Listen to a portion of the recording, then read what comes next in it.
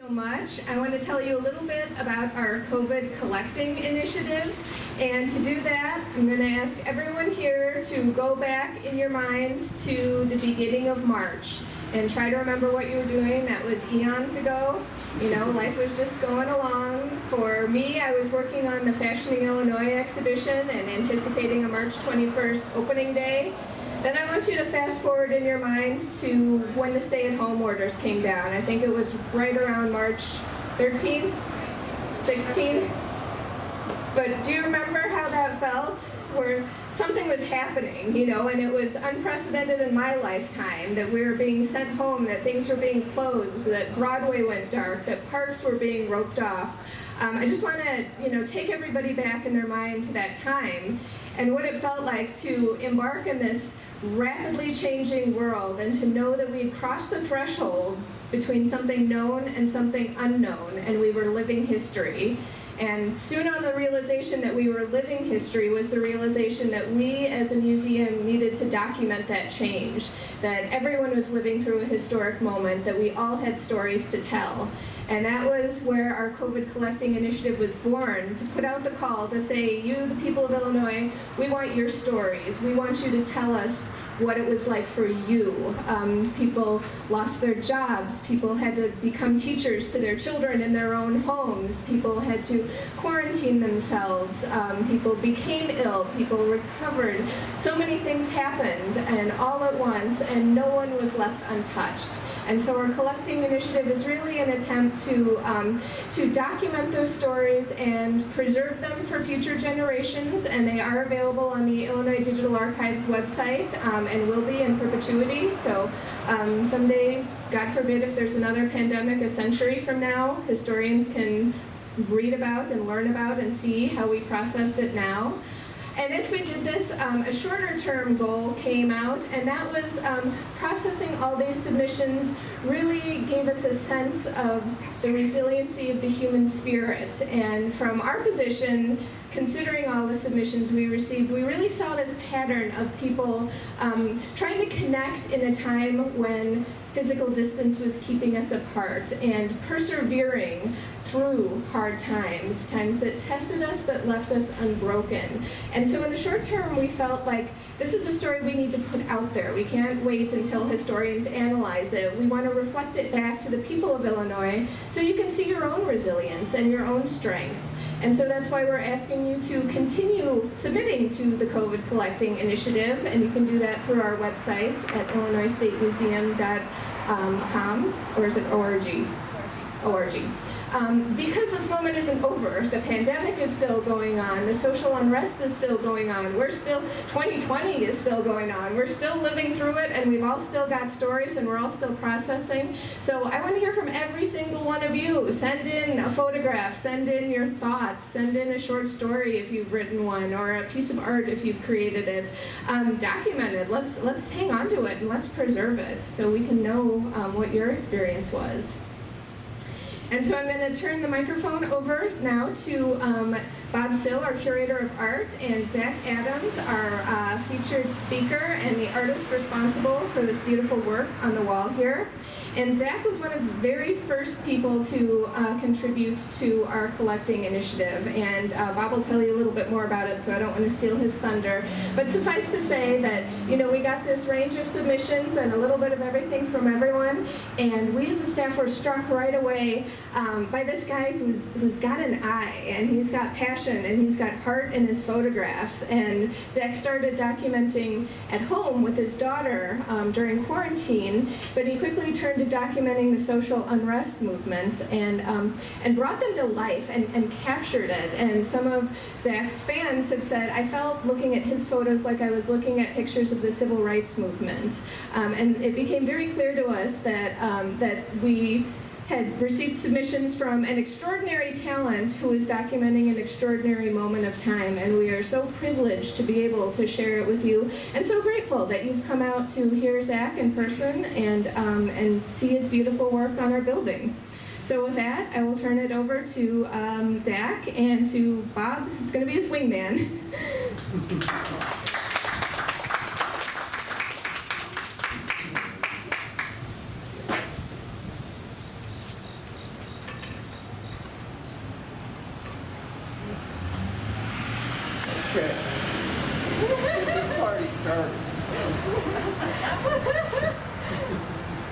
about Zach, so it's so great. So Zach was C24. He was our 24th submission to our COVID collecting project, and I was just blown away. I received an image of this beautiful girl, and just this composition that was a dark wall on the one side and this beautiful face behind a little pink mask. And this was his daughter. And so, along with our, when you subscribe to or submit to our COVID project, we ask you some questions. We ask for an email, we ask for your name, we ask where you live, and you can be anonymous if you want, but we also ask for a personal description of what you're sending. So this is what we got from Zach that day. Personal description. Hello, my name is Zach Adams. I had a day job Monday through Friday as a car detailer. I'm also a photographer, and I did that mainly on weekends. March 11th was the last day I worked as a car detailer due to COVID-19. My world quickly changed when I became a stay-at-home dad. My wife works at the police department, so she had to continue working. And this at first was very frustrating. I now have a great respect for all stay-at-home parents, teachers, anyone who works with kids. During this time, that frustration turned into realizing I'm building a new bond with my daughter that I might not ever have had the chance to do without quarantine. Claps on that. And a bond that might not have happened. So I'm saddened that we're all going through this, but I'm grateful for this situation that presented itself. I hope she never forgets it. I know I won't. Also during this time, I've dedicated time to take pictures every day to capture the good, bad, sad, happy, and all the emotions during this time. I started April 1st and will continue until it's over. So that was what we got from Zach Adams to start with. Zach. Very powerful, right? Very powerful. So when did you start, where'd you go to school? Where'd you grow up? Where were you born? I am from Peoria. I went to Manual High School. And my teacher, my art teacher there, was the first one that got me into photography. And his name was Larry Hendricks. And he took everybody's senior photos in the high school, and he didn't charge. And I talked to him one day about pictures, and he said he does an after-school photography program. And it was about 3 weeks, and I loved it ever since. So you grew up in Peoria. When did you come to Springfield? I moved to Springfield in 2008. Okay. 2008, so you've been here About 11 years. Yeah. So your experience with photography, tell us a little bit more about that. So from high school, you kind of learned how to do things, and you actually learned how to do prints in blackroom, all of that work. In high school, he taught me how to develop film, how to, I guess, look at certain things a different way. And I never had my own camera, so from that point till I got my own camera, it was just, mainly with my cell phone, or I might borrow somebody's camera just to play with it and take pictures. In 2017, my wife and my dad got me a camera for Father's Day, and I never went to school for it. I just got on YouTube and looked up different settings, looked up everything the camera I have can do, and just applied that and started taking pictures. Well, one of the things for me was, you just have this amazing eye. And it seems like a very highly trained eye. And now you're telling us that you really hadn't gone to any formal school, any training at all. So you were just given this God-given gift of having this incredible eye. Yeah, I mean, when you say, I guess put it like that, yeah.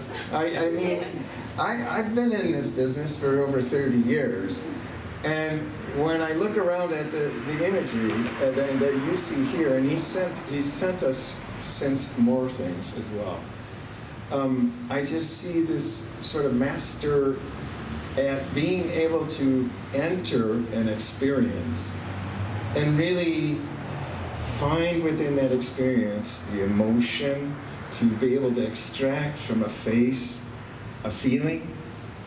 When you folks look around at the work, you know, I mean, we all take pictures.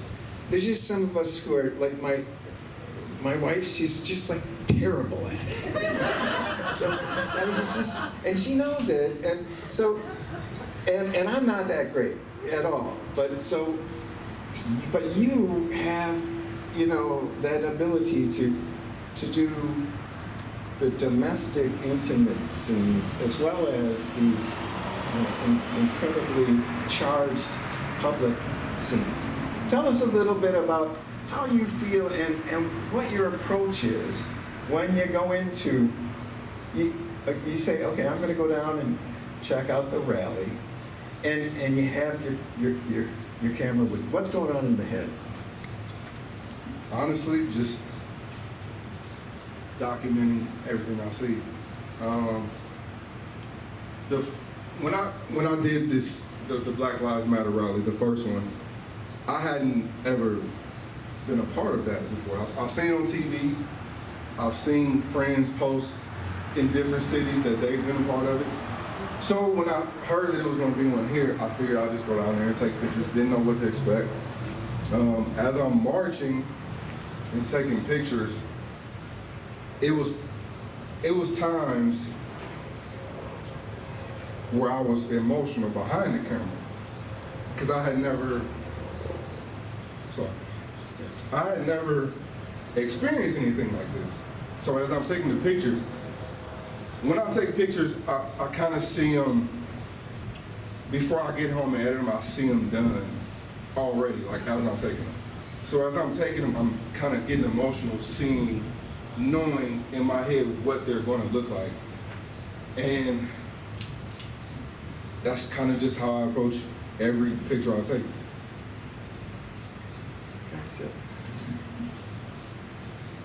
You're walking, you're feeling it, and you're a part of it, and this is new to you. How, like, tell us a little bit about how, like, as you're looking around and you're you know, sort of panning the scene, what were some of those things on that day that really popped out in your mind and made you want to take snaps of that and capture? As I'm looking around taking the pictures, I've seen anger, I've seen sadness, I've seen confusion, I've seen only what I could assume people that never have been a part of that also and are there to learn something. And I'm looking around and I'm trying to just capture all those emotions. I mean, you can see when you're looking at the faces, that's exactly what we're getting, is this range, this incredible range of emotion from this emotion of like trying to actually put yourself position in that position of being Floyd, right? And you're on your belly. To hope and you know, someone who is reaching out for you know, an image, a very powerful, and behind that mask there's sadness but hope.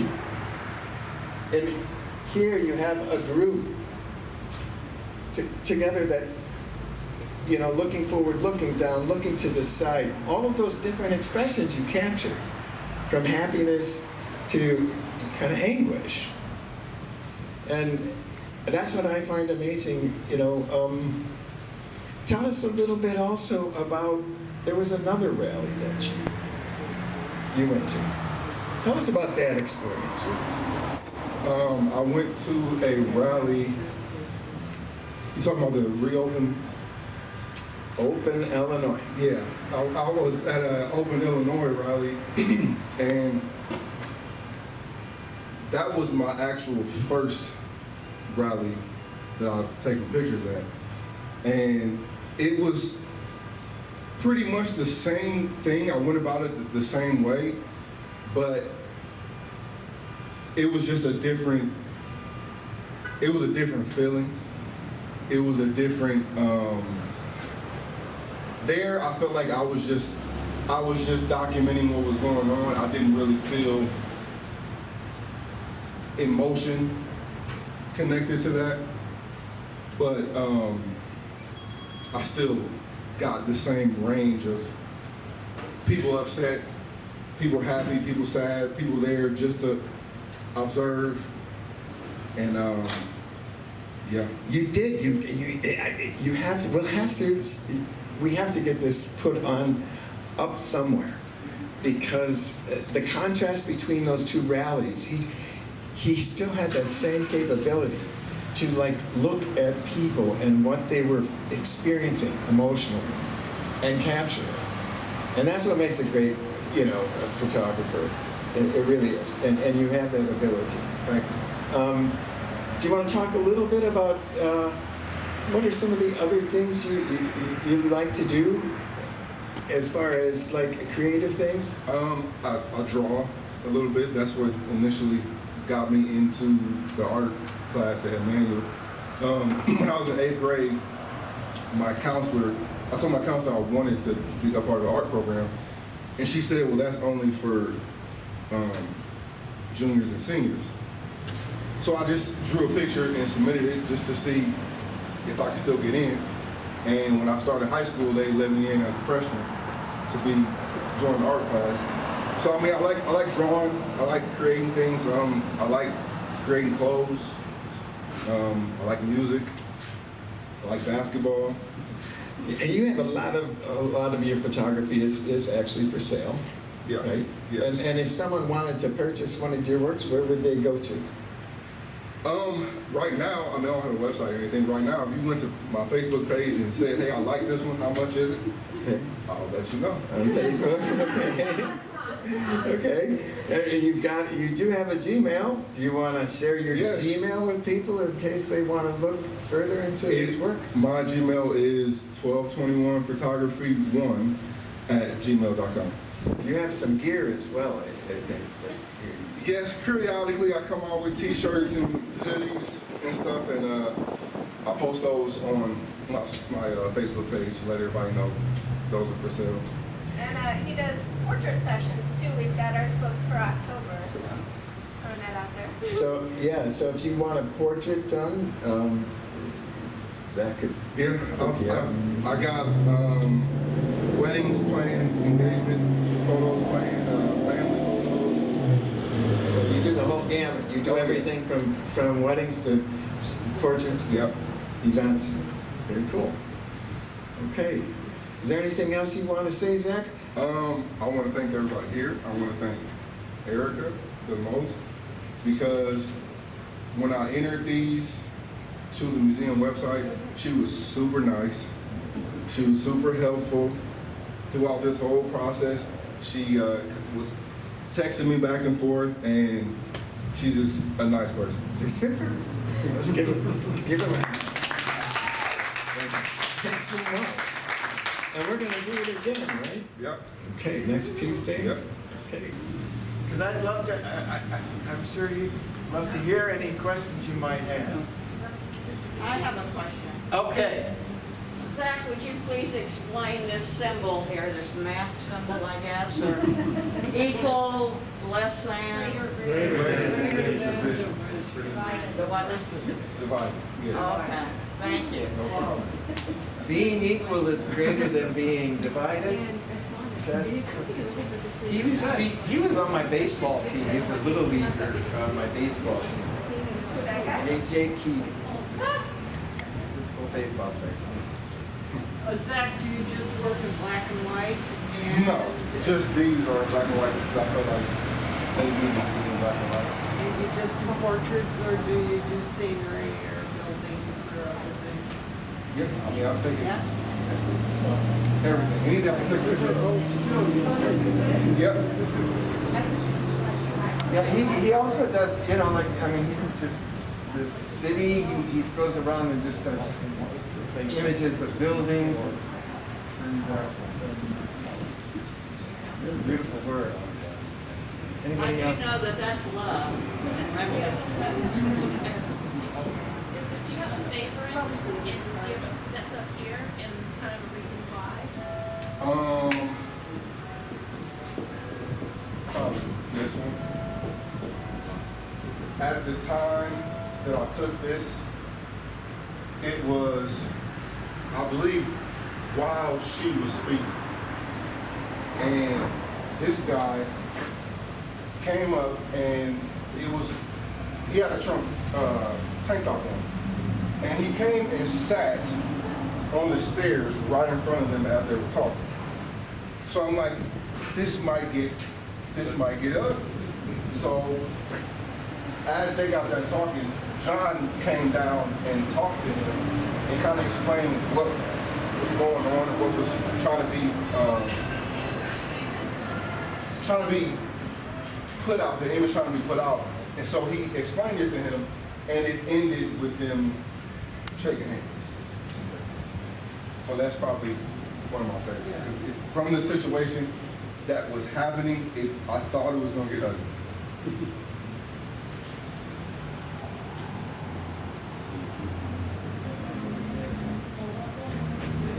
Any more questions for Zach?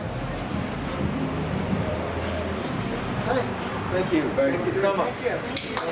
I just mentioned we have a total of 375 submissions to date, and we put it out there. It had to be digital, which is what we could all handle from home, right? But beyond that, we said, kind of left it open-ended. You know, tell us, share your experience in whichever way is comfortable for you. And for some people, that meant writing out a story. Sometimes there was fiction, sometimes it was a journal entry, sometimes it was an essay, sometimes it was just talking about what was going on in their lives. For many people, it was a photograph of things in their world that were suddenly completely different than they had been. Like we got a lot of the parked closed sign, which I think was particularly poignant in the spring as the weather became beautiful and all the parks are roped off and, you know, children can't play on the playground. Or the lines, you know, we live in America where we're used to getting anything we want at our fingertips whenever we want it, and suddenly you couldn't get toilet paper and you couldn't get soap and you couldn't get paper towels, and that was, you know, for people used to plenty, it was hard to have lack, you know, and we wrapped our heads around having to stand in line only to be met by empty shelves when we went into the stores. Some people expressed themselves through artwork, and we were really stunned by the creative outpouring that happened. And I guess I shouldn't be surprised. I think they say that Shakespeare wrote Macbeth during the Great Plagues of London. So, you know, I guess it shouldn't be surprising that people turn to a creative outlet. But we had this woman who saw that she doesn't know, the artist doesn't know this healthcare worker, but she saw this image and was just struck by the exhaustion and the anguish in this woman's eyes and felt compelled to, you know, do this just in her sketchbook, this wonderful paint and then he's drawing here. This woman was hopeful that the COVID crisis would, by stopping everybody from moving for a time, would maybe give the planet a chance to breathe and reinvent itself. So this was her vision expressed here. Another woman in Chicago during stay-at-home this was her view, you know, she wasn't going anywhere, she was staying in her apartment, and so her view for how many weeks was looking out that back window at, you know, another person's window, and sort of that longing for an outlet or for escape or even a different view, but this is what she has. There was a powerful series done by an artist named Obi Walkley of Chicago, and here, this was done early in the COVID crisis. So he has this man in his mask, and of course the coronavirus is behind him. And on this one, the number, which is 1,141,000, that was the total number of infected people in the world at the time. And of course now that number is, what is it, north of 7 million? So, you know, this was just on an upswing that, you know, you could, it's like standing on the tracks and watching the train bear down on you, right? You've got these numbers and they're only going to grow. And then this one is a kid, I think this is a 3rd grader from Chicago, and they used art to channel their angst from the pandemic as well, and that was the feeling. And I think a lot of us can probably relate to that, you know, like that kid nailed it. This is like COVID, you know, in an image. This other child drew this, and again, this impulse that came through from the artwork and from the submissions they received for people to connect and for people to come together, even as the virus is physically keeping us apart. And so she has these little stick figures, and they're all holding hands, even though, you know, I guess we can't hold hands in real life, but metaphorically she sees us as all holding hands together and saying we heal as one. And this truly is a public health situation where our well-being depends on the actions of others, and what we do can influence a stranger, you know, 6 degrees of separation away from us. And she envisions us all, you know, coming together. And in her submission, she said, I'm in 3rd grade, COVID is scary. I feel sad for the people affected with the virus. I always pray to God that this virus will end soon and heal the sick people. We also had photographs, kind of these poignant images from people's lives. And that was Zach's first submission, 24 out of 375, where, you know, his daughter masked, and just seeing a child in a mask is jarring too, you know, almost as much as a playground roped off. It's this sort of arrest of expression and innocence that when you put a mask on a child, and looking out the window, you know, looking to the outside world as we're all trapped inside, and just so moving for us. And then Mr. Matthews of Darien, how familiar a sight is this, you know, dangling your mask out of the rearview mirror when you leave the house, you pat yourself down, do I have my wallet, do I have my keys, do I have my phone, do I have my mask, you know, and who could have imagined a year ago that this would be a daily part of our lives, you know, just how quickly we get used to these new things. And then, of course, the lack in the stores and the homeschooling. So I myself am a parent. My son was in 2nd grade in the spring, and, you know, with about 2 days warning, he came home and didn't go to school again. And so I was left to, like, I don't know how to teach a kid, you know, I don't even know how to entertain him for a day. And so thrown into the deep end of, like, okay, let's, you know, keep this kid going and figure out how to get through it. And now, you know, into the fall, he's still at home. He's still at home learning. And God bless all the educators who are going above and beyond and really, you know, rising to the challenge. In my school, at some school at least, the teachers were superheroes, and it's going very smoothly. But it's still, it's not what anyone wants, you know? Like, the kids want to be with their friends. I want my son to be at school, you know? The teachers want to meet their little people in person. But, you know, here we are, the kitchen table is our new point of education. And then beyond that, we also got poetry. And this was one of the earliest ones. This was from a truck driver. And I'm going to read the whole thing to you because this stuck out as one of the most powerful submissions we received. COVID survivor. Am I an unknown angel with antibodies in my plasma, walking among all the masked congregants? They may see me as an unmasked devil rather than a source of deliverance from their great anxiety. I walk through Walmart, though I am looking through a camera, lenses, recording activities of the disaster with dispassionate eyes as I see fear in their glances. Am I the devil in their view, or a willing angel wanting to share the cure in my blood? And I kind of spoke to the, all of a sudden, at a time when we most want people and we want to connect to people, we could unwittingly be the carriers of a virus that puts people in danger. And just the, discord of this moment, wanting to connect, yet needing to be apart. And then some people just had really poignant observances.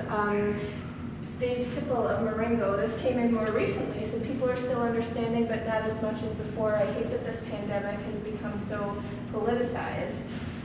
This student offered a profound observation. I'm an 18-year-old student. I was very excited for my senior year, graduation, prom, and all the other things that the future held, but my future is not so clear anymore. And reflecting the big question mark that we're all living through, where does this end? Why does this end? How does this end?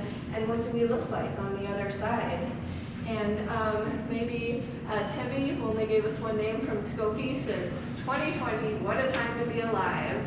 And this is sort of where the title of this mini exhibit came from, a journal of a plague year. So this is a reference to a book by William Defoe that covered the Great Plague of London from 1665. Some things are eerily similar from that time and now, fear of illness, widespread panic, people buying into miracle cures or looking for these kind of quack things to protect their health. And it seemed like a way not only to nod to the fact that pandemics are unfortunately recurrent in human history, and people have experienced pandemics before and unfortunately probably will again, and to sort of place this in the context of that broader history, but also, this is a plague year, it's like almost a joke now, like whatever can go wrong seems like it is going wrong. But yet, as this sky is falling on us, here we are, we are all being tested. There's not a single person in the room who hasn't had their hardship and their challenges and their moment of despair, but we're here, we're getting through it, we are still putting one foot in front of the other. We will continue to do so, and we're building a new future as we go. And so we want this exhibit to reflect that and hopefully provide inspiration and provide something that people can connect to and say, yeah, that's me, I remember that, I felt that, I did that, I experienced that, but also see inside themselves and like, that grit is in me, that hopefulness is in me, that connection is in me, that survivor is me. So with that, I'm going to renew my plea. I hope you will consider contributing to this effort because I want everyone's stories as a part of this. And I will open myself up to questions if anyone has questions about the project.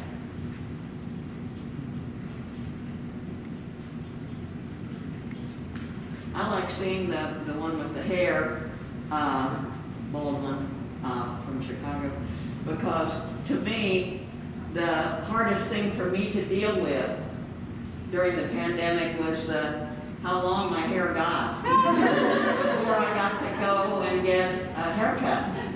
And it hadn't been that long since high school, college, I guess. But I don't know, I like to hear about how the hardest thing some people say other things, but to me that was the hardest thing that I had to deal with.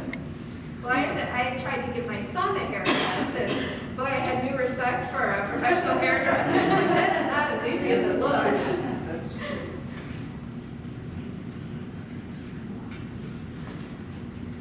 Yes? Regarding hair, I know several people who use this opportunity to let their hair grow natural and not color it anymore. Yeah, it's sort of, it redefined our idea of, our appearance. And one of my girlfriends said, I've been putting on lipstick. And I thought, gosh, I still put on lipstick, and why do I put on lipstick every morning? No one's going to see it.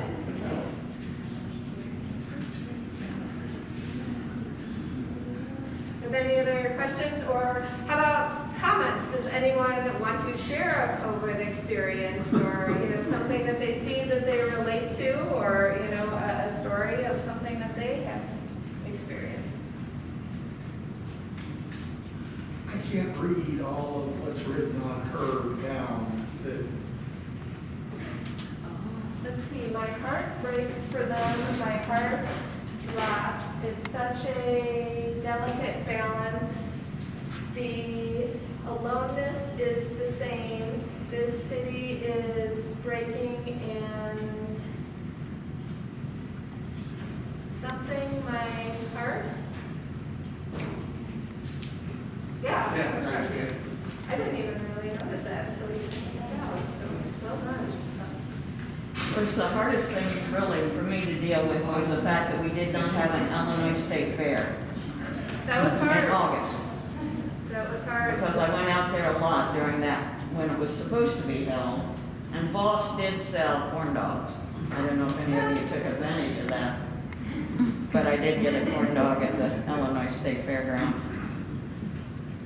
And my son has questions now about Halloween, and I hope somebody's thinking about that, because that's gonna need to get sorted out here.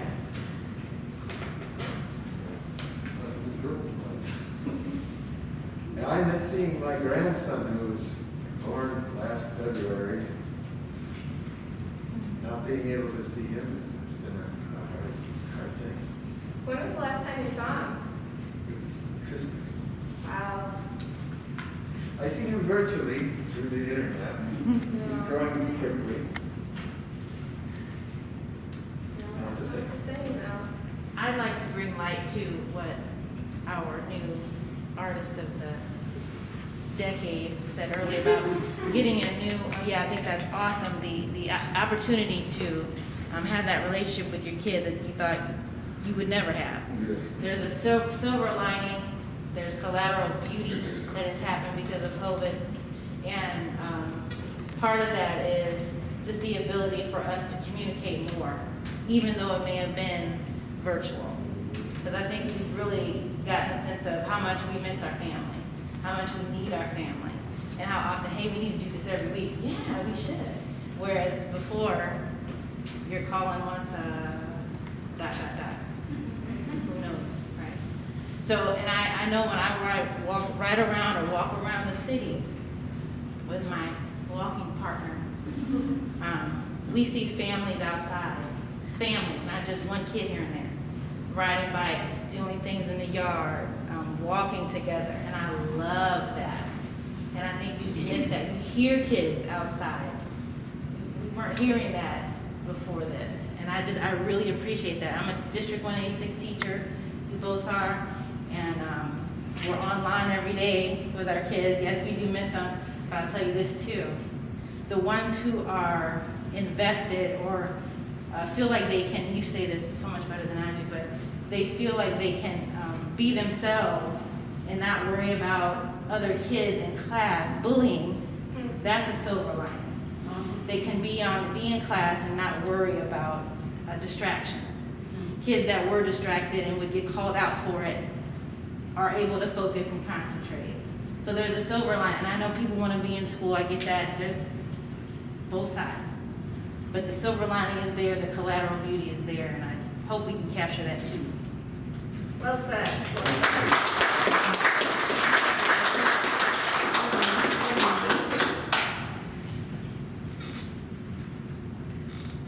Smiles. Smiles behind the mask. I find myself smiling at people in masks. Yeah.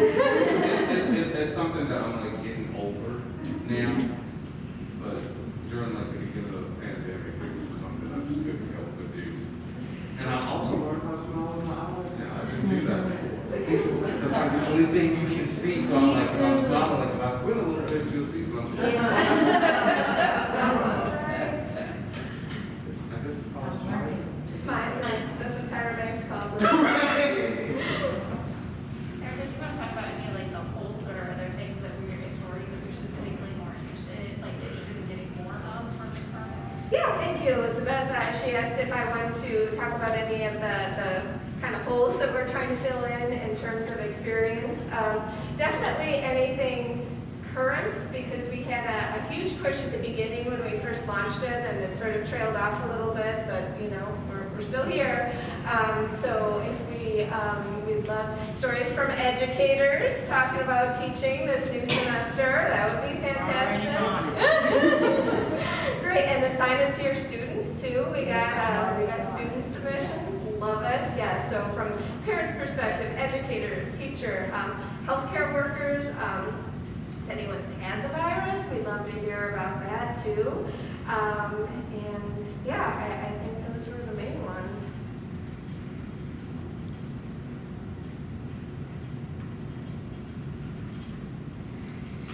Okay, I have a tiny thing. I was just thinking about how so much of this is ways of connecting during hardship, or hardship that has lots of silver linings. And I was thinking even about how you were talking about smiling with your eyes. And somewhere in my brain I pulled out something about how not only are we looking for ways to connect that are using technology, but we're learning new ways to connect by, like, even if I can't hug you, I'm hugging you with my eyes, or being more clear, using words to hold somebody, or to say hello, or to greet, where before it could have been a handshake, or, you know, dabs or whatever. But like, so bringing our words to a new level so that we can hug each other that way as well. I have to play around with it, but there might be a poem in it later. No, I love it. And I think what you guys are saying, what I'm hearing from everyone in this group, sort of reflects that human spirit, you know, like this is a tough time, but we're looking for the silver linings, we're finding the ways to connect, and that's in all of us, and that's out there, and something's coming from that, you know, even as things crumble and fall apart, something new is being born. It's like labor pains almost, you know, so it is, you know, there's reason for hope and faith in the human spirit, and we're in it, we're part of it, we're watching it. So yeah, I appreciate you all so much coming out here and opening your hearts, and it feels good, right? We haven't had people in this building to talk to in a while, so it's nice to connect like this.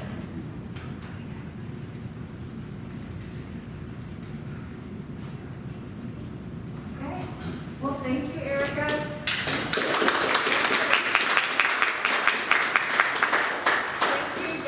For being here with us and taking that opportunity to walk out your door and come somewhere else. We're so glad you chose to be with us. The museum is open 5 days a week, 10 to 4, and the team here has done a lot to keep you safe. So I hope you feel that way. We'll continue to do that, and we're open to feedback and ideas always. So welcome, and we'll see you again. Thank you for coming.